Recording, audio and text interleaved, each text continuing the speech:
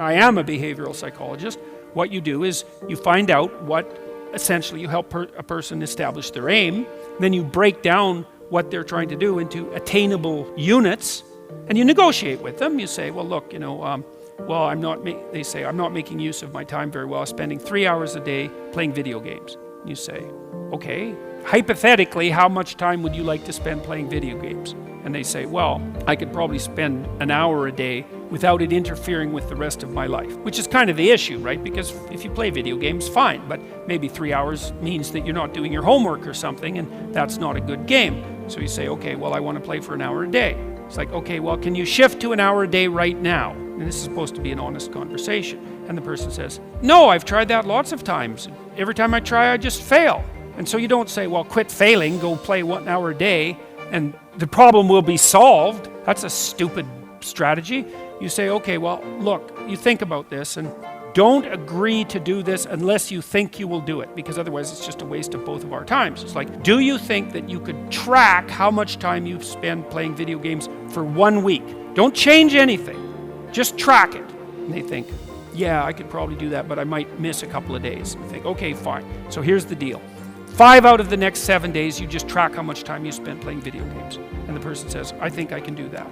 Because that's what you want them to say. You want them to succeed at the improvement. It's not much of an improvement, but it's something, right? Then they come back and they say, well, yeah, I was playing about 4 hours a day.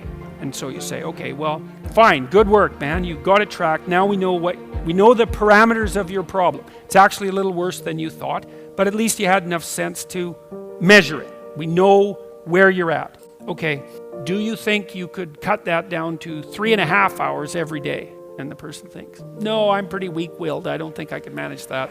You say, well, how about this? Do you think that 2 of the next 7 days you can only play for 3 hours? You think you can manage that? And you're not cynical about this. You're not insulting the person, any of that. It's like, because you don't care. All you care is that they make some incremental movement towards their goal.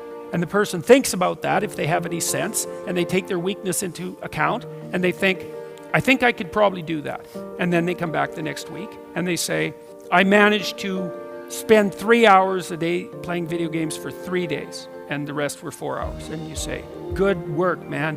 You've just got rid of 12.5% of your problem. You're 1/8 of the way to fixing it in 1 week. And the person isn't going to be all that thrilled with themselves because they don't do the arithmetic and they don't do the projection. They think, well, I'm still pretty damn useless. I'm playing 25 hours worth of video games a week. It's nothing to pat myself on the back for. It's like, yes, it is. It's a marked, measurable improvement, and it's a move in the right direction. And then you say, okay, well, on the days you succeeded, how did you manage to succeed? And is there a way that you could do it for 4 days next week? How about that? Or maybe you could even try 5 days. You think you could do that? And then you also tell the person, look, the other thing you got to understand is you're not going to improve like this. You're going to improve like this. So some weeks you're going to come back and say, geez, I backslid completely and I played for 4 hours a day for 7 days. But it doesn't matter, because that doesn't mean you failed. It just means that you slid back. You want to calculate it over a month or something like that. And, generally speaking, a month later, the person's down to something like 2 hours a day. And you've figured out ways of filling their time in with something productive otherwise, and they're on their way. And the general consequence of that is that every time they manage an accomplishment, they get a little stronger in character, they get a little bit more confident in their ability, they get a little bit less racked with self-disgust, they get a little bit more hopeful about the future, and they get more confident that they can make another change. And if you're patient, and you have to be patient with yourself that way, it's like you reward those incremental improvements and you don't get all cynical about them. And you think, okay, just imagine what would happen if you kept doing that every week for 10 years. And the answer to that is, things would be so much better for you that you can't even imagine it with that much improvement. Or maybe even with half that much improvement. And so that's a very good way of progressing. I remember a friend of mine that was incarcerated, and for years she had thrown her life away in alcohol and to drugs. And I said, what was the moment that you turned your life around? She's been sober now for 21 years. And she said one day she was cleaning the toilet of the warden of the prison. And she said, while she's cleaning the toilet and she flushed the toilet, she said it was like an aha moment that she said to herself, if I stop doing drugs, I'll never have to clean a warden's toilet again. Isn't that interesting? That was like an awakening for her.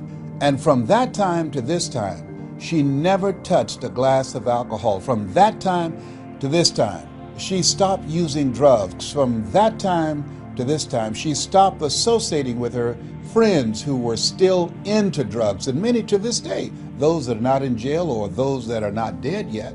That moment, all of us have moments in our lives when it's a wake-up moment. I remember I was 10 years old and working with my mother, and she was on Miami Beach and working for families, wealthy families, and cooking for them, and we ate the food left over from these families that she cooked for. They were kind and generous people. They would say, Mamie, whatever food is left over, you can pack it up and take it home to those children that you have adopted. And I remember looking around these big, beautiful homes, and I said, Mama, and she said, Leslie, what is it? I said, one day, I'll buy you a big, beautiful home just like this. Now, where did I come from? Now, I have a twin brother, and I think that what happened for me that did not happen for my brother, the part of the mansion that he worked in, he didn't have exposure to something that I had. The owner of this home, this wealthy man, he was playing motivational messages every day. I had to keep his office clean and the ashtrays clean of his cigars, and I had to vacuum and dust the bookshelf. But while I was doing that, I was listening to these messages. We become what we think about, by Earl Nightingale. All of us are self-made, but only the successful will admit it. Always strive to get on top in life, because it's the bottom that's overcrowded. I did not know at the time that my mind was being programmed. See, if you look at yourself and look at your goals and look at your dreams, here's what I know. You have to really program your mind for success. You have to program it deliberately. Because of that exposure, my brother didn't get that. He was in another part of the house. But because of that exposure, it did something for me. It changed my mental blueprint. And I can say to you that as you take the time every day, just if you didn't do anything but 1 hour a day, listen to things to build your spirit up. Listen to things to fortify your faith. Listen to things that will cause your mind to grow and to expand. I can tell you, based upon my own experience, there are things that you can do that you don't even realize.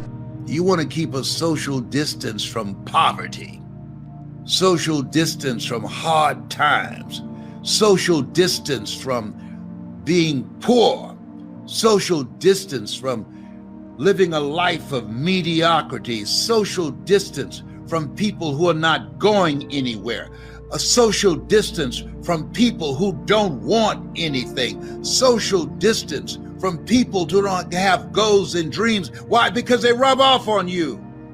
This road that you want to get on, this life that you're seeking, it's uncommon. It's different. And sometimes it's lonely.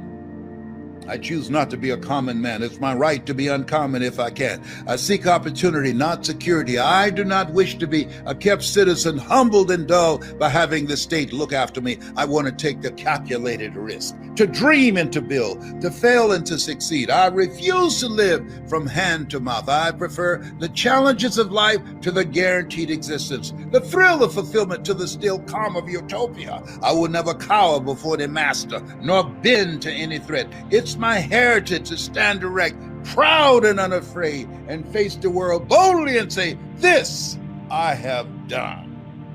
You know why you're listening to me? Because you're uncommon. Everything I'm saying is common sense, but common sense is not common practice. You're different. Get over it. Understand that. Everybody's not going to get it.